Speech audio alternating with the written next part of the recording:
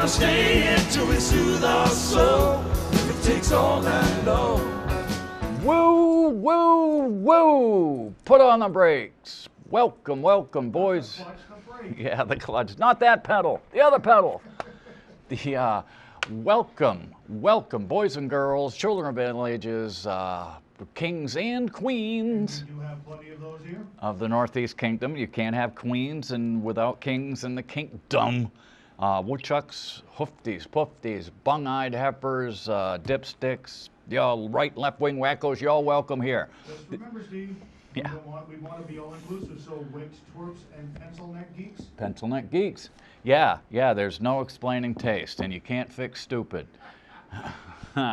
And let's see, you're watching, oh, I got them backwards. You're watching It's News to Us. That's right. We're Newport's oldest TV news. Watch us now. We're broadcasting live to tape, to the server, to you. Once weekly. Thank you, Philo. And we got adult themes and adult language, so you're advised, you know. I mean, we try and be clean, but every now and then one does slip out. Oh, and yeah, I was talking with Farmer John, and I've got this book about the Federal Reserve, Terry. Would like to do an hour show about that. Why don't you? As soon as I finish the book, I'm going to do an outline like I did with the weed book, and we'll go from there. And, that book by Dr. Carl Hart there, the PhD, the neurosurgeon from Columbia, dispelling all the myths about drugs. I went through that, and that was easy because I thought it would be a book mostly about research, you know, brain research.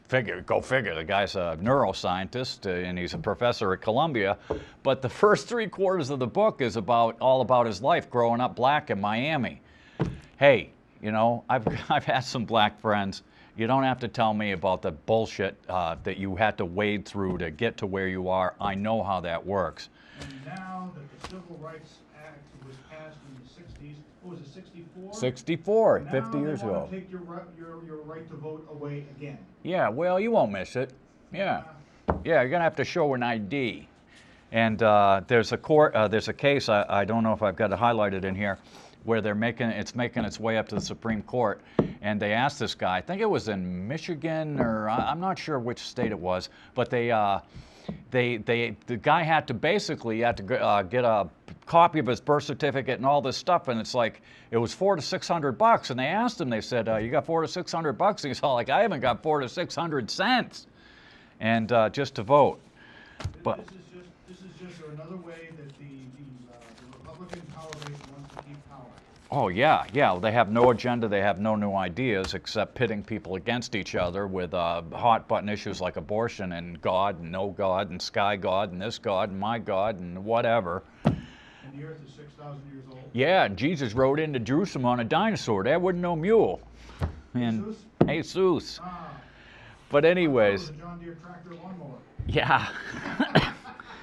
Yeah, it's like, oh man, wait till I get to the F-35 story. The thing had a tail fire and said it was started in the Briggs & Stratton engine. I'm there, you mean Pratt & Whitney? The F-35's got a Briggs & Stratton? Anyways. On to the next story. Yeah, anyways, we'll go to the first story, and it's about IBM first. And yeah, IBM. The guys in here's IBM's discharge rate. Thank you, Philo. This is what they dump into the Winooski, or have a permit to dump in every day. And from that documentary, the corporation from the CBC says this chairman IBM's Herr Watson getting the Volksmedal from the Führer in July 1937. Yay! But anyways, this is from last week's 7 Days. And it's about Big Blues, and it looks like they might be leaving the state, or at least they're gonna looks like they're gonna sell their division over here in Essex Junction to Global Foundries Inc. And who owns Global Foundries Inc.? That would be the government of Abu Dhabi. You know, Abu Dhabi, the guys that wear guys in dresses, those guys. Anyways. Says, nor has the governor been eager to discuss his conversations with the two companies engaged in the high-stakes negotiation. But ever since word surfaced last winter that IBM was sending on the auction block, they've been scrambling on focus on creating and retaining jobs. Yeah, just like here, we're going to have a big waterfront hotel with a big downtown Brock and a big, we're going to have an NC Bio. It's all coming, Joe. Jobs, jobs, jobs. And so 11 days after the Wall Street Journal reported in April that GlobalFoundries emerged as the leading candidate, Shummy proposed a $4.5 million Vermont Enterprise Incentive Fund. Okay, that would be called, let's call it what it is, the whore fund. That's going to take money out of your and my pocket to make sure a company stays here, to keep a few people employed until they can get cancer at 50, and then, then they're out of the system and they never get to collect the Social Security they paid in. And it's geared towards IBM or its successor. So we're going to give money from you and me to the government of Abu Dhabi. Great. They don't get enough out of us through their gasoline revenue? No, evidently it's never enough, is it, Philo? No, just ask the Koch brothers. Yeah, exactly.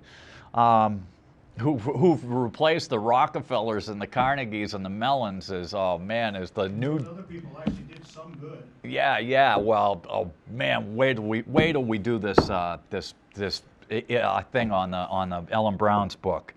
It's unbelievable. But you can see her. You can go if you go to webofdebt.com or webofdebt.org. You can see it. It's just as it sounds. Web of Debt, DEBT. Anyways. Every press conference has been focused on jobs. He's got the Solar Summer Tour, and concerning a good portion of Chittenden County is on pins and needles, waiting for word about what happened to thousands of jobs.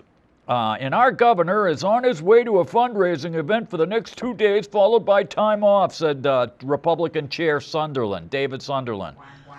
Yeah. I mean, what, the guy's not supposed to go on vacation? You think he's going to wait on his office down in Montpelier and wait for a phone to ring? He's going to get a call from IBM? These people, see what I mean? It's like they pit us against each other over stupid stuff.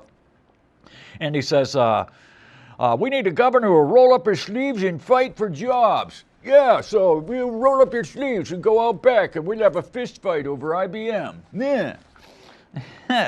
And it says, sure, the optics aren't great, but it's not like those jobs would be any safer if Shummy spent the week putzing around the 5th floor of the Pavilion office or rolling up his sleeves and waiting on hold for IBM CEO Virginia Rometty. Whether Big Blue sells to GlobalFoundries will be driven by market forces, not by a few $million her state of Vermont can scrounge up from under the couch cushions. And so anyways... better question to prepare for change in ownership. On that, Patricia Moulton, whatever her name is, Pat Moulton, she's the newly minted Secretary of Commerce. There's another $100,000 a year chair warmer, thanks to you and me. Her response was squishy. I mean, there's so many contingencies, it's impossible to put together a plan. But we've faced plant closings in the past, and we're ready to respond with the appropriate resources for the affected people. Yeah, we're going to retrain you to get a job that might be part-time and pay you half of, or maybe a third of what you were making when the real economy was here. Yeah, we know something about that, don't we, Philo? Hail Nancy. Well, there you go again. Hail Reagan. There you go again. Anyways, I sincerely doubt 4,000 people are going to get pink slips overnight, and I believe there'll be a time to prepare if there's a decision to close the plant. But anyways... I'm not going to wear a pink slip. I don't wear any slip. I like going commando under my dresses. What the hell? But anyways... They've got this. Well, here we go, boys and girls, with the Vermont Republican Party. They wonder why they're the joke and the laughing stock of New England. Well, here it is. Okay, they got this guy to run at the last minute against Shummy, and it's his name's Scott Milne. Okay, and yeah, here he is, right here, and we call him Mr. Bunny Screw. And did you know his father got busted for embezzling $13 grand in 1966, Philo? Well, you think he could have embezzled more than that? Well, 13 grand in 66 was like 250 grand now. Oh, okay. And anyways, And he's got a job at the State House too, old daddy does. He's like one of them, ushers at the State House or something. Anyways, they had last Saturday, they had a meeting of the Republicans at the Montpelier Elks Country Club, taking in the scene. And let's see, so Phil Scott got up, the lieutenant governor, and Steve Berry of Walcott addressed a crowd of about 70, and then Scott Milne took his turn. Now, mind you, this guy's a little younger than me. He's about 54 or something. And he says, I think there's an opportunity to win. He launched into a 3-minute stump speech focused on combating the Democratic supermajority. Then something strange happened. Milne digressed into a 4-minute hair-raising discourse on his youthful adventures in buying rabbits in Walcott and rearing them for sale. If you're into making money, I mean, you can make a lot of money if you can figure out how to sell them, he said to nervous laughter. Milne went on to describe how much his out-of-state relatives enjoyed watching the specimens copulate. That would be mating for those of you who don't know what copulate means. So that's a police officer that's constantly tardy, right? Yeah. You copulate again. One of the favorite activities, my 2 older aunts, when they came to Vermont, was to sit in front of the mink cages from Walcott and watch the rabbits breed. After the meeting came to a close, Milne asked a small group of reporters in the parking lot outside, how do you think the rabbits having sex joke went over in there? I thought it was a novel approach, one reporter said. I saw a couple of people sort of grimacing, Milne confessed, and then he launched into the story again in the parking lot. She just loved sitting in front of the cage watching those rabbits have sex, Milne said. It was so funny. Pornography. Yeah. This is the Republican candidate for governor. Quack, quack. Hello? Good God, man. Good grief. And so anyways, yeah, here's a few more stuff about this Milne guy, M-I-L-N-E. His father, Don, served 1 year in the State House, worked assistant clerk, and has been a House clerk, the chamber's chief parliamentarian and keeper of order since 1993. So here's the motto, boys and girls. You move up here from Brooklyn to Springfield or Barrie, you get busted, you open up a law firm, you get busted taking 13 grand from your clients, then you run for office. Madeline Kahn or Coonan or whatever her name is pardoned his ass, and then he gets a job at the State House. Kind of like that lawsuit against the Vermont Supreme Court justice in the early 1800s, Terry. Remember that? I went off on that a few weeks ago. I wasn't around then. Oh, okay. Well, here's what happened. Okay. The guy had a slave. He lived in Windsor. He bought this slave, and they had a bill for the slave. So he wore the slave out. He worked her to death, literally, almost. And then when she couldn't work anymore and she was like blind and feeble, he puts her in the poorhouse. So the people in Windsor have to support her ass, right? So the selectmen in the town of Windsor said, well, screw you. We're gonna, you're gonna pay for her upkeep. You're a rich guy with you're a Supreme Court justice. So anyways, it went to the Supreme Court. He recused himself, and the 2 other justices said that even though they had the bill of sale, even though this woman was at the poorhouse in Windsor, they said that he couldn't be prosecuted for it or pay restitution because slavery was illegal in Vermont.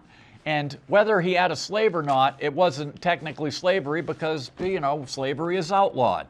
That is Vermont justice. It's insane. His mother, Marion Milne, served 3 2-year terms in the State House. In 2000, she voted for civil unions, and that was the end of that for the Take Back Vermont stuff. And let's see, in 1966, when Scott was 7, I was 10, his father was charged with forging signatures and embezzling 13 grand from 3 clients he represented as a lawyer. Don Milne, who was a sitting legislator at the time, argued at his 9-day trial, said he thought he had the authority to sign for the money and he had no intention of defrauding anybody. Yet he was convicted by a jury. And he was sentenced to 4 to 6 years in prison. Man, 4 to 6. 3 months later, he escaped from the state prison work farm, turned himself in, and argued the escape was an attempt to have bail set so he could return home and straighten out his finances.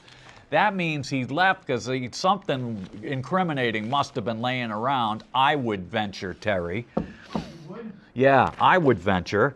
So then they caught him again. He ultimately served 18 months in prison before being paroled. Let's see. Years later, in 1991, Don Milne, who was employed by the legislature as the Geezer-slature as assistant House clerk, was pardoned by Democratic Governor Madeleine Kunin just before she left office.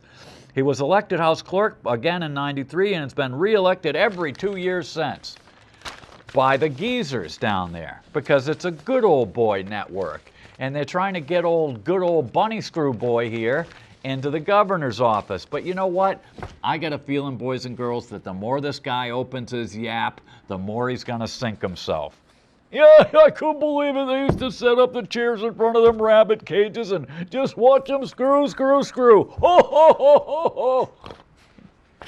You can't make this up, man. You just can't make it up. And, well, we could, but it wouldn't be as funny. yeah, exactly. It would sound made up, actually. And speaking of people getting screwed, here we are. New food festival planned for Burlington, and here's Benji Adler of the Skinny Yud Cake, the founding member of the team. Yeah, these are the same guys who run that Skinny Yud Cake outfit at the airport and yet won't pay their employees the Burlington livable wage. They asked for a waiver because they weren't making enough money to pay a living wage. Oh yeah, we're trying to blow some minds here, Adler said. They're sure going to blow smoke with an array of roasting animals, including calf, steer, goat, and pig. Well, Mr. Adler, I think there's something in the Old Testicle about, us eating pork, but, it's up to you, I guess. And from a Who's Who of local restaurants, oh yeah. Don't worry, vegans, Pingala will have something for you. We'll harvest supper to go on sale July 15th. Yeah, come on down and watch the rabbit screw. And good God, man. Here we are. The rule provides operational requirements for approved providers, preferred providers of Vermont Department of Health Alcohol and Drug Abuse Program. Substantive changes to the rule to clarify requirements for providers and conform to national standards. Oh, man. Yeah, new rules on drug treatment and drugs and alcohol. And get this. This jackass, Art Wolf, they pay this guy to put a weekly column in the paper, and he's just such an idiot. The only thing that grows exponentially forever and ever, boys and girls, is cancer, okay? Other than that, we've got to learn, the 3 R's that we've been talking about for years: reduce, reuse, recycle. Well, all you hear about now is recycle. You don't hear about the first 2 R's now, do you? We can get by with a lot less. We've got people who are living in 4,000 square foot McMansions up in Troy and up in the hinterlands and Derby and the rest of them, And then when you fill that thing up, then you get a rental storage unit and cram that full of stuff that you don't need or want or use. It's just insane. According to Art Wolfshit, exports to Asian nations have soared from a tiny share to more than 1/3 of Vermont crap today, and most of those products go to China. Let's see. Vermont exports are dominated by one firm, IBM, which I estimate accounts for 2/3 of Vermont's exports. So it's possible that IBM is exporting less, or maybe the price of their products is falling. Possible, but not likely. I think the decline in the export is more than just a story about IBM. Vermont firms in general do not seem to be participating in the global economy as much as firms elsewhere, and that doesn't bode well for Vermont's future economic growth. Well, what do you expect? You jackasses, you kept talking about free trade, which is the British system. Those were called mercantilists. Those were the people that Jefferson fought against because, these gold standard people, it's been a fight since the beginning of this country. from the bankers versus the working people. And oh man, let's talk about stupid reporters, Terry. When you're talking about brakes on an automobile, how is that spelled, Philo? I thought it was B-R-A-K-E-S. Oh, that's what I thought too. Well, not according to Nicole Guardino. Welch to put the brakes on the tar sands pipeline bill. 'Cause we be stupid in Vermont. Yeah. What paper is this? This is the Burlington Freak Press. I would never buy that newspaper, ever. I'm about ready to get the Caledonian, Terry. Well, when in 2006 they came out in support of Richard Tarrant instead of Bernie Sanders. Oh yeah. That was it. I said I'll never buy their paper again. Oh. And their guy lost. Hey. Yeah. Oh man, I told you about that story when I went over there with Bernie's people. I went over to a debate. They had Wacax that was there with their Channel 3 news, and so anyways, it was in the fall, so it was cold at night, and so I wore a turtleneck and a suit, minus the tie. And I go over there, and then afterwards, so I had a seat right up front, and I watched the debates between Boyney and Tarrant, and I go out back to smoke. Well, let's face it, most of Bernie's people are smart. They don't smoke cigarettes, So I was surrounded by all these Tarrant people. And I had two pins on, one on each lapel. One said Nixon, and the other was like McGovern, right? So they didn't know what to make of me. So I'm sitting there smoking a butt, and you wouldn't believe it. They just assumed that I was like one of them, And they had Negro jokes and all kinds of off-color stuff that I can't even mention on the air. What? And I wasn't invited? Yeah, well, you could have come. It was a long way. I had to go to Winooski. I remember them up at Derby Line Days back in 2008. Yeah. That was funny. Oh, man. That Tarrant was such a tard, man. We had an ACM show over at Champlain College, and there's his Terrence basketball jersey was hanging up in the gymnasium. Oh. I guess he was quite a basketball player. Oh, lovely. This is no mean accomplishment for a white guy. Well, it is Vermont. it is, yeah. There was no competition up here. Anyways, Pee Wee Welch said a tar sand spill in northern New England would wreak havoc on our pristine environment and jeopardize the health and safety of nearby residents.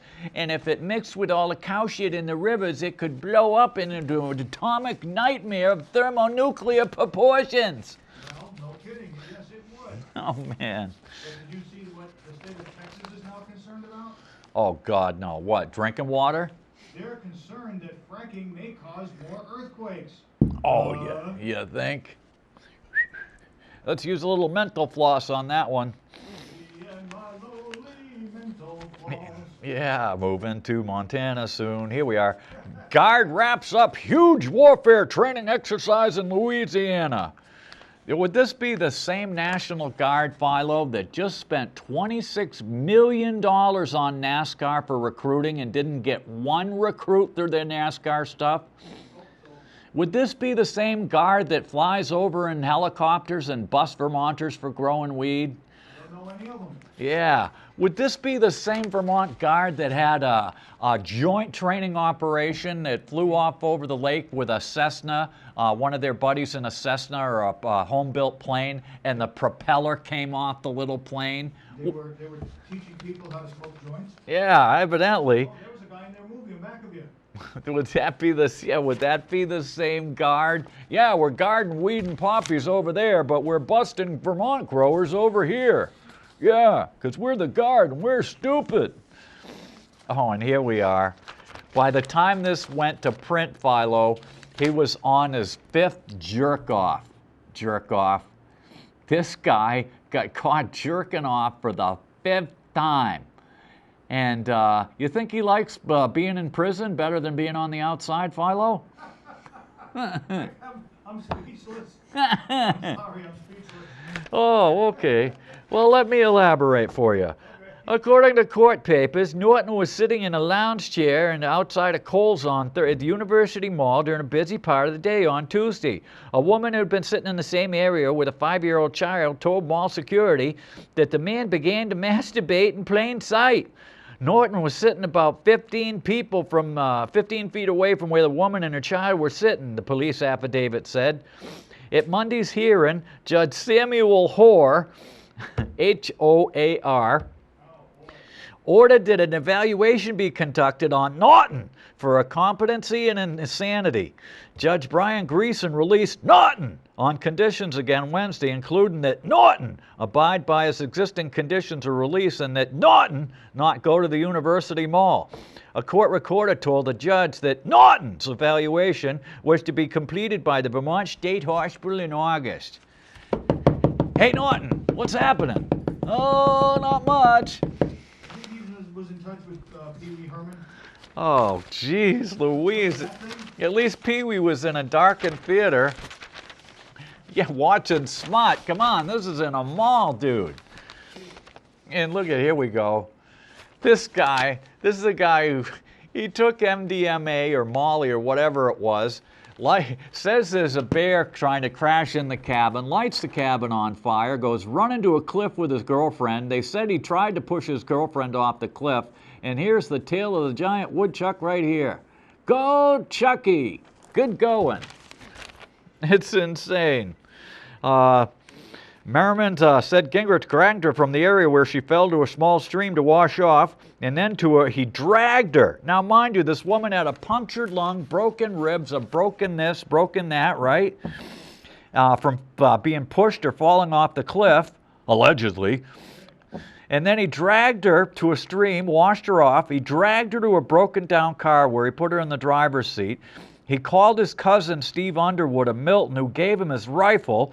He fired the rifle into the vehicle, into the back seat, as if there was a bear in the trunk. He's also a convicted felon for armed robbery and a weapon in Florida in 2008, and he's banned from having firearms for life. He also pled no contest to fighting and disorderly conduct in 2006. Aggravated assault with a weapon was dismissed in 2008. You think alcohol was involved, Philo? No, never. Never.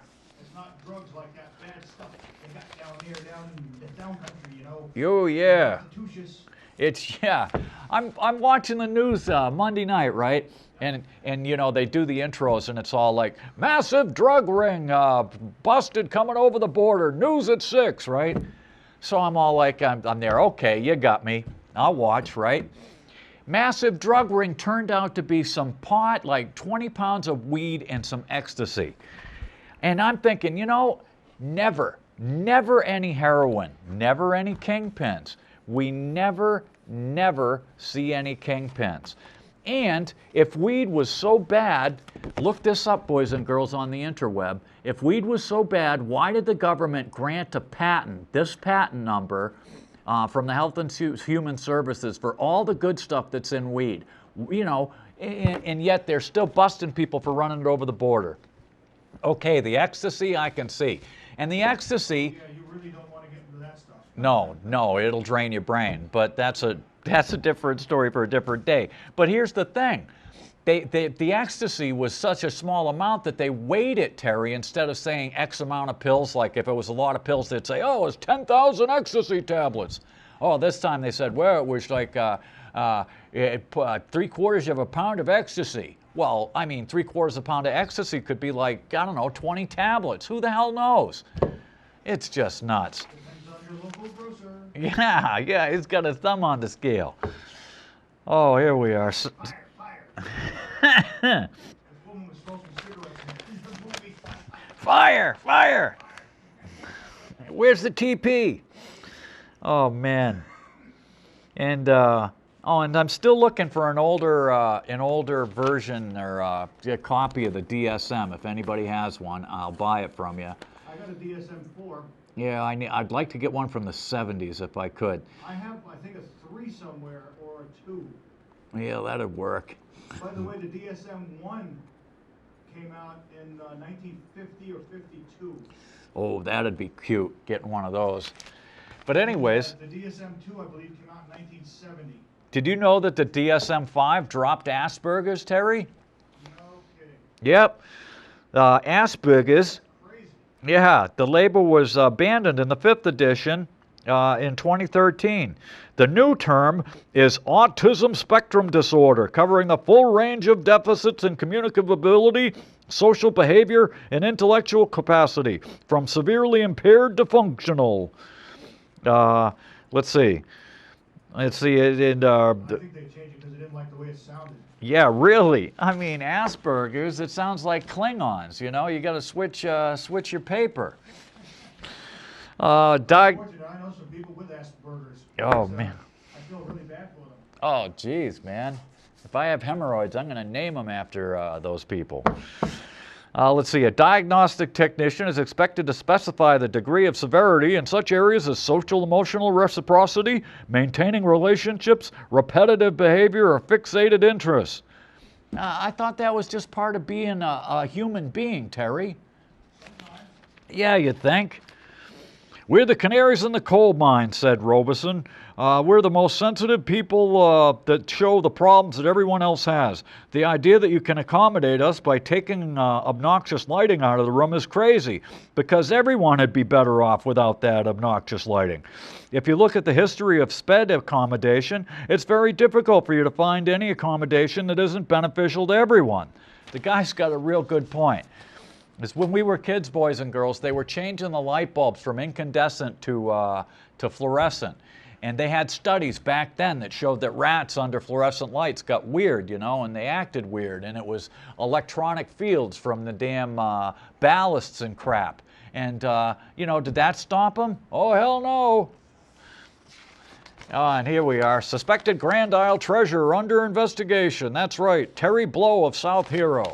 You remember Terry Blow from the old Blow farm? That's where they used to raise the blow pigs. Oh, yeah. Is that where you went to get your blow? Yeah, I used to get pounds of blow. Yeah, it was good blow, too. It's insane. So now that they're busted, what do they make now? Suck? Yeah. Yeah, you got to go out and milk the cow. It's sucking the muck. Jeez Louise.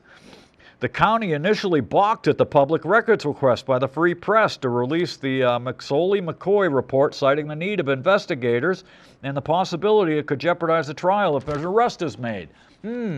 Sounds like the audit in North Troy. Opening and closing bank accounts without authority or permission, you know, money not being there when it's supposed to be, you know, that kind of stuff. I'm disappearing rapidly. It's just insane. Yep, old Terry Blow paid herself, allegedly, paid herself $41,000 between 2012 and 2014. Oh, that Terry Blow. Oh, yeah. Her. Yeah, Terry Blow. I really don't want to know the next one. Oh, and here it is, right here, like just for the naysayers. Man arrested for 5th masturbation. There he is right there. Hey, Naughton! Naughton, are you doing it again? A few hours after his latest arraignment on a charge of lewd and lascivious, Michael Naughton III, 48, was arrested Thursday on charges he ignored the judge's orders. This is from Friday's paper, June 27th. He pled not guilty to his 5th arrest, the 2nd in 24 hours in violating conditions of release. He was arrested Wednesday night after witnesses said he was masturbating on a park bench near the Red Square Bar on Church Street. Unbelievable. Oh, well, someone's got to have a hobby, I guess. Yeah. Oh, man. Jeez Louise. It's the Red Square Bar. What do you expect? Anyways, in here, oh, yeah, the Supreme Court ruled that buffer zones aren't really legal. So, you know, you can go, you can violate the imaginary buffer zone and pray to your imaginary sky god. Oh, sky god, don't let this pregnancy end. Oh, sky god, we're gonna overrun the planet and use up all our resources. Oh, sky god, save us now. It's insane. Get into the ark. Yeah, get in the ark. Get in the ark. One more out of you and I'm pulling the ark over right now. And here we are. Alcohol and drugs mean dozens hospitalized after Boston concert. That's right. Drunk-ass punks and chumps. And in Maine, they're telling the Jimmy Grunts to go home or stay home. You hear about that one? No, I hadn't heard of that one. Same thing in Springfield, Mass. too, Philo. They're saying, look, no more Jimmy Grunts. We got, we got way too much. These people can't read, they can't write, they can't spell. They're filling up our schools and jails. It's like, what the hell? This is from Friday's paper also. Portland, Maine. Jimmy Grunts across Maine are worried about possibly losing assistance to buy food and housing. You mean we can't come to America and get free food and housing? Now, mind you, Terry, there's a lot of immigrants in my family. The last ones to come over were my aunt and my cousin. And this was in the 80s when Reagan and Bush were president. And I'll tell you what, we had to sign documents saying that if they got sick or whatever, and indigent and couldn't work, that we had to take care of them because the state wasn't going to take care of them.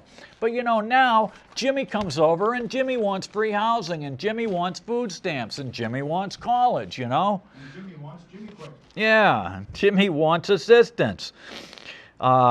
Governor Paul LePage is seeking to prevent Jimmy Grunts who can't prove that they're living in the U.S. legally from collecting general assistance. Oh, you mean you got to show paperwork?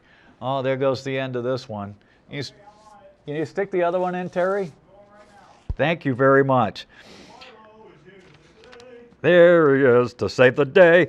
LePage is threatening to withhold all state funds for the programs from cities and towns that don't follow the guidelines. Douglas Mapay. Now, how do you even say that? M-P-A-Y. I mean, all these consonants with no vowels. How does that work? I mean... Well, you know one thing, if there's that many consonants and no vowels, it can't be Italian and it can't be Hispanic. Well, at least with them Italian fellers, they got a vowel on the end of their name, so you can, you could use their names in poetry and stuff. Then you get free pizza. Yeah, but not, these are all consonants. Doug Mapay, who left Angola several years ago because he said he was being persecuted, fears the loss of assistance would force his family, because everyone's got like 10, 20 kids, would force his family out of the Portland apartment. He's seeking asylum because he hasn't received a work permit, so he can't provide any income. Well, hey, Mr. Mapay, we got 2,000 Mexicans in here milking cows in Vermont, and I'll bet you not one of them has a work permit either. But yet they're out working. How does that work? You got company, Steve. Yeah, evidently. Yes, Mac. Oh, yes, I love you too. So, Jimmy, go home. Maine's not going to have you. And, oh yeah, we paid, that's right, you and me in the state of Vermont paid $450,000 for this bonehead to almost kill these people with pesticides in a bed bug suit. $450,000, Philo. And they don't even list his name here, but the guy's name is Buck, I believe. Not Buck Owens. No, it's his last name. Whitney's maintained their home became unlivable. It was sprayed on April 23rd with a banned pesticide to kill bed bugs that were brought into their home by a ward of the state. That's what you get for taking in them guardian ad litem's. You like that $500, $800 a month check that you get, don't you, though? Oh, sure. We're just here to help the kids, don't you know? Yeah, we're just helping the kids. We're not in it for us. Oh, and speaking of Jimmy Grunts, they have the Young Writers Project, right, Philo? So I read these things just to see what's on the kids' mind and if they're being taught right and whatever, and you out of the mouth of babes, you know how that goes. Yeah, you probably get the truth. Yeah. So I'm reading this, man. That's a good close-up of Mac. Hey, Mac. Oh, he's so sleepy. Look at him. He's on camera. He's so sleepy.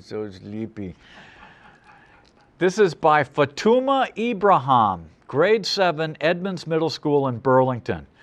And I wrote paranoia in the 7th grade. It's like, I'm pressured when I'm around everyone. Sometimes I feel as they will judge my every move. I'm pressured when I am with people that I don't like because anything I do they would use against me. I'm pressured when I am acting like myself because some people might judge me because I'm different. I'm pressured everywhere I go. Even if I'm doing one thing right, I'm always doing one thing wrong. We're pressured because we don't have the things that everyone else has. We're pressured when people stare at us because we aren't normal. We're pressured when we're embarrassed and someone's encouraging us. We are pressured when we are acting weird and people make fun. We are pressured. Well, Miss Ibrahim, forgive me, but you know, you're in Vermont, you're black, forgive me, not that there's anything wrong with that, but we are like the second whitest state in the country. And I would venture to guess that if you're from one of these third world countries, you're wearing one of them headscarves. Now, with all the anti-Muslim hysteria that's going around lately from Fox News and the rest of the right-wing wackos, you're going to feel pressure.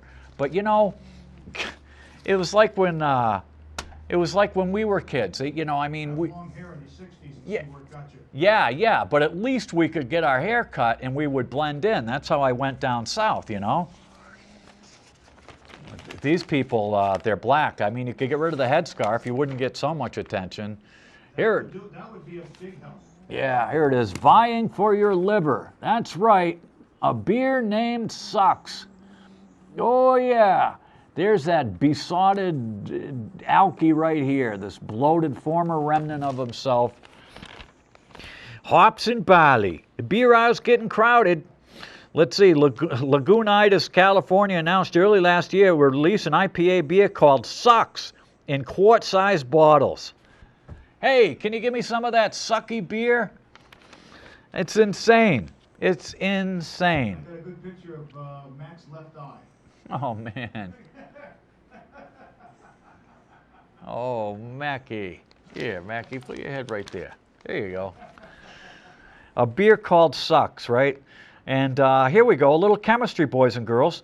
Clear glass allows UV light to pass directly into the beer, which starts a chemical reaction that transforms the hop acids to 3-methyl-2-butene-1-thiol, aka skunk. The beer produced a skunk-like aroma. So you're getting methylbutane-thiol and along with your alcohol. What could go wrong there? Good. My ex-wife used to drink this stuff called Moosehead, and it was very skunky smelling. Oh man, yeah, Molson too, Molson Golden. I stopped drinking it once I could smell that stuff. And Moosehead was even more steep. oh yeah, I'd bet you're right. And speaking of this, excessive drinking kills 1 in 10 working age adults. There it is, boys and girls. Don't believe me, it's right here. I'm One, a former counselor either. Yeah. What will we know? what do we know? You know, we've only watched all of half our friends die and get crushed and run over and all this other stuff. But what do we know? According to 1 in 10 deaths among working age adults between 2006 and 2010 were attributed to excess drinking. Researchers from the CDC report stated. A study out this week, and this is from Section B in, which paper was it? Saturday's paper, the 28th. Excessive alcohol use includes binge drinking, heavy weekly alcohol consumption, and drinking while underage or pregnant was responsible for approximately 88,000 deaths in 4 years. Now, mind you, what was it, 3,000 people got killed in the World Trade Center, and we go blow the hell out of one country and promote weed and poppy growing in another? Yet 88, almost 90,000 people died in 4 years, and this stuff is still pushed every week on every sports show and every comedy show, everything. About 70% of those deaths were working age adults between 20 and 64. We're talking about a large economic impact. The CDC, the study is called Alcohol-Related Disease Impact. It estimates the number of alcohol-related deaths that were caused by long-term health effects such as liver and heart disease, as well as short-period effects such as violence, alcohol poisoning, car crashes, and drowning. Okay. Not to mention assaults and rapes. Yeah, I think that would be under the violence header, but yeah. Probably. So let's get graphic about it. Yeah. Let's call it what it really is. Yeah, let's not call it liquid heroin what it really is. No, it's not liquid heroin. Essentially liquid poison. Yeah. More than 38 million adults in the U.S. Binge drink, or 1 in 6 of adults. Binge drinking is defined as 5 or more drinks in 2 to 3 hours for men, 4 or more drinks in 2 or 3 hours for women. And remember that every drink, 5 ounces of wine, 12 ounces of beer, one drink equals 5 ounces of wine, 12 ounces of beer, 1.5 ounces of 80 proof distilled spirits of Wicca. Heavy drinking is defined as 15 drinks a week for men, 8 drinks a week for women. And it elevates your risk for breast cancer, ladies, so if you like that rack, have some wine. And speaking of which, get this. Remember I told you about that pharmacist who wrote a letter to the editor, Terry, about all these people taking so many drugs? Yep. I tried to interview the guy, and he wouldn't come on the air. That's how scared he was. He wrote a letter to the editor, and then his bosses leaned on him, and he wouldn't come on the air. But he was talking to these people. Now, get this. When Marty Irons started as a pharmacist 25 years ago, a customer with 5 prescriptions was exceptional. Mind you, I'm only on 3, and I won't take any more than that because even though they try and shove them at me, I won't do it. I'm not going to be a lab rat. I'm not going to eat up my liver. I'm not depressed. I'm angry. And I told that to the Hobbit one time, that shrink. He says to me, well, you sound like you're depressed. I'm there. No, I'm not. I'm not depressed. I'm angry. Unlike that guy at the landfill who was old, drunk, and angry? Yeah, the recycling boy. Okay. We're old, we're drunk, and we're angry. Angry! So here, take some pills. Yeah, have some pills. Have a drink. So 5 prescriptions was exceptional. Now it's very common for seniors to have 12 or more. I had a patient yesterday who was on 21 medications. I met a guy at the drugstore down here. He was on 30 medications from 3 different doctors. Now, how do you think that guy's liver's working out, Philo? Not well today. Oh, yeah, must be good. I'll bet you he's walking the streets doing hand flips. And so customers with multiple prescriptions end up with numerous refill dates, resulting in many trips to the drugstore to pick up medication. So you know what their answer is, Terry? Instead of reevaluating people and saying, well, you don't need this med, this one overlaps with that, maybe you don't need this one, you could do without this one, stuff like that. Instead of that, Terry, you know what they do? Yeah, they're making them in blister packages. The pharmacists are actually putting, here's a picture right here. I don't know if you can see it. Yeah, right between my fingers. They have blister packages. The yellow ones for the morning, white ones for noon, the orange ones for dinner, and the blue ones for bedtime. So we'll put all your pills in these little blister packages that fill up the landfills with shit, and they're not recyclable. And then you can take so many drugs that you'll be a zombie too. Yay! My mom had Alzheimer's and she never had more than 5 or 6 Oh, man. sets of pills. She had Alzheimer's. Well, luckily for my mom, Terry, it was the same thing. This quack she was going to had prescribed her, and she was up to like 7 or 8 meds, right?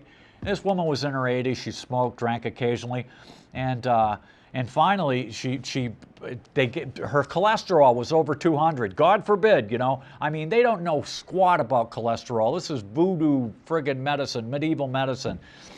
And they just pick an arbitrary number like 200. Some people may have got along with cholesterol as high as, I don't know, 400 forever and ever, but they don't know because you couldn't measure it till recently. So anyway, she took the stuff and it seized up her muscles. Luckily, my father's a heart specialist was on duty when they dragged Buster ass down to the hospital, and he put her inpatient, cut her down to nothing, started from scratch, and he had her on like 3 meds, Philo. Got rid of 4 of the meds, man. And so, yeah, oh no, we just changed the packaging. I'm really busy at work, said the nurse. You missed your prescriptions and side effects from missed dosages. Unbelievable. Blue Cross Blue Shield said the partial refills so that they can synchronize them, and oh yeah, it's always good when you don't have to do legislation and people do the right thing, said Mullen. Oh sure. Unbelievable. Take more drugs. Be a zombie. Oh, and hey, fish can feel pain, Philo, and the magnetic field is weakening. Oh, you don't think it's got anything to do with all this wireless crap, do you? No, hell no. We can't be screwing that. Now, mind you, if you look it up on the interweb, boys and girls, look up Schumann resonance, SCHUMANN, Schumann resonance. It's 7.83 hertz. Everything on this planet has been designed around living with this field and this frequency. And we're screwing with it, and the pole's going to flip, mind you. Earth's magnetic field is weakened this year, possibly leaving the planet vulnerable to cosmic radiation and charged particles from the sun. Initial readings from a new 3-satellite observation network is revealing magnetic North Pole is shifting southward toward Siberia. Now, the geologists, now these aren't the geologists that tell you Jesus rode a dinosaur. These are real geologists, boys and girls.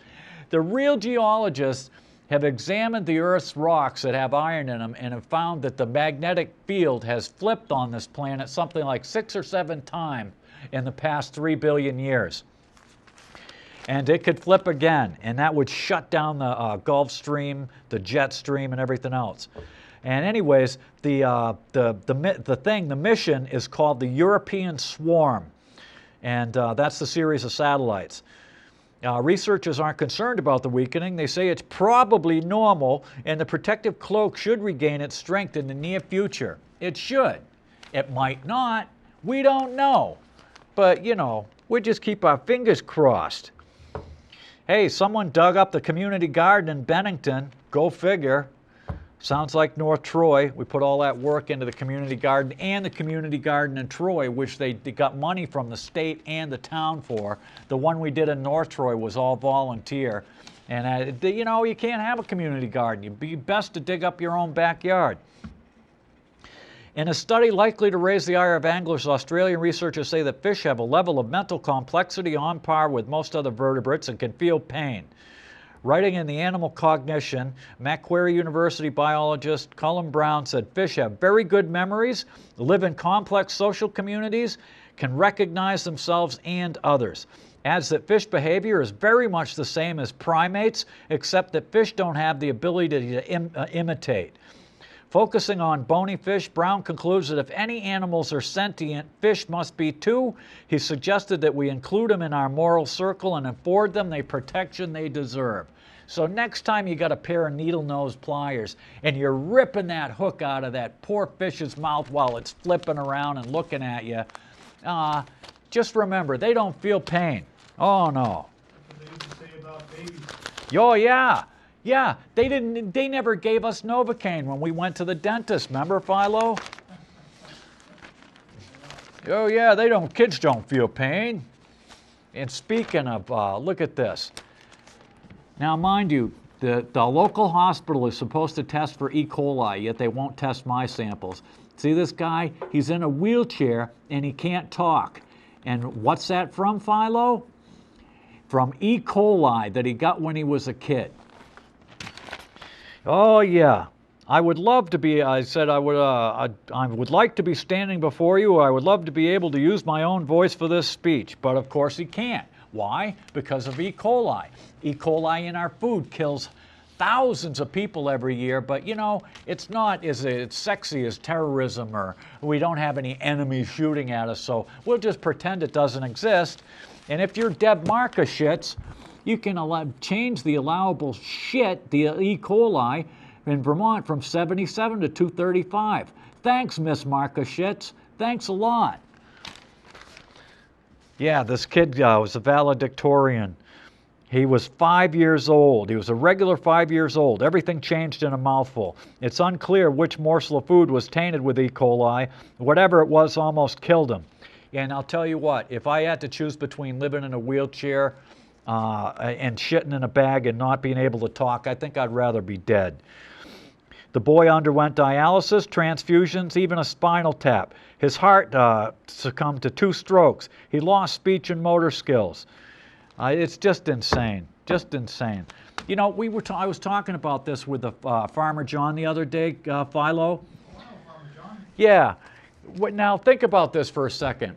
Would you rather, if you had to live 40 years ago, if you had a choice between living in communist East Germany or capitalist Angola, which one would you rather live in? Boy, that's a tough one. I think I would rather live in communist East Germany, at least, you know. No doubt. Yeah, but you know, it's a libertarian paradise in Somalia, and you know, they have warlords. And there's the geezer nose hair draft dodger Tony Palmer Leahy. Yes, that's right. He's giving checks to black kids. $2 grand. I thought you were going to say Dick Cheney. Oh man, yeah, Now there's a draft dodger and a half. yeah. Well, if I ever see this guy, I'm going to ask him. If you're 97 years old, where were you in World War II? You know, what were you doing here in Newport? Why weren't you in the war? Everybody else was. And unbelievable. Unbelievable. That nose hair. He's got nose hairs long. You could make a rope out of Tony Parmalo's nose hair. And here we are, secret shit. The drone dilemma. They got a thing on Democracy Now!, Free Speech TV rather, where they show a Code Pink. If you go to codepink.org, they have a video, thanks Philo, taken in front of the White House, where they show a couple getting married in front of the White House, and then the camera starts moving around and people are blowing up and there's blood everywhere, and the whole wedding party gets blown to pieces right in front of the White House. And it was a drone thing, because we killed over 12 people with drones at a wedding in Yemen last December. But that's okay, because you know our God's on our side, and we've got drones. We can kill people with model planes. And look at 1 minute to go, Steve. thanks. Look at this, Camp Mengele, Terry. All they want is your kid's DNA, and they can study your kids, but you get to go to camp for free. Yeah, it's Yale University, which that researcher, the brain researcher, hated. He said Yale was the suckiest university he was ever at. We're conducting a new study, learn about genetic, environmental factors, risk and resiliency. They give us saliva, DNA sample, and they have sports, arts, women, everything. Oh yeah. You remember the name of that? Album by Joe Walsh, Terry? Smoke you drink, the player you get. Yeah, and then the other one, what were once vices are now habits. Oh yeah, yep, remember that one too. Yeah, well, here it is with gambling. 75 grand a year, and your brain lights up just like it does with heroin. Oh, 150 grand a year. It's the nucleus accumbens. Yeah. The area of the brain that expects the reward. Don't swear at me. And here's Senator Batshit with his bag of shit. There he is. I'm batshit crazy. Now, mind you, it says he's going to have a hearing, Terry. Now, you get the paper at 6 a.m. and the hearing. When do you think the hearing was? The 10 a.m. exactly. It's insane. Time's up, Steve. All right, and last but not least, once again, you wasted a period there. Oh man, there's Vince Aluzzi wants to fill up Huntington Gorge. Go Vince, you reactionary. Once again, you wasted a perfectly good hour of your life watching this stupid show. And until next week, you know, get to pick the God of your choice, get down on your knees and go, Allahu Akbar, Allahu Akbar, Allahu Akbar, Mickey. We're gonna stay here till we soothe our soul. If it takes all night long. Come on and let the good times roll. We're gonna stay here till we soothe our soul. If it takes all night long. The evening sun is sinking low. The clock on the wall says it's time to go. I got my plans and I've got plans for you. I'll tell you exactly what we're all gonna do. Get in the groove and let the good times roll. We're gonna stay here till we soon soul if it takes all night long. Come on and let the good times roll. We're gonna stay here till we soothe our soul if it takes all night long. Listen, might be 12 o'clock and it might be 3.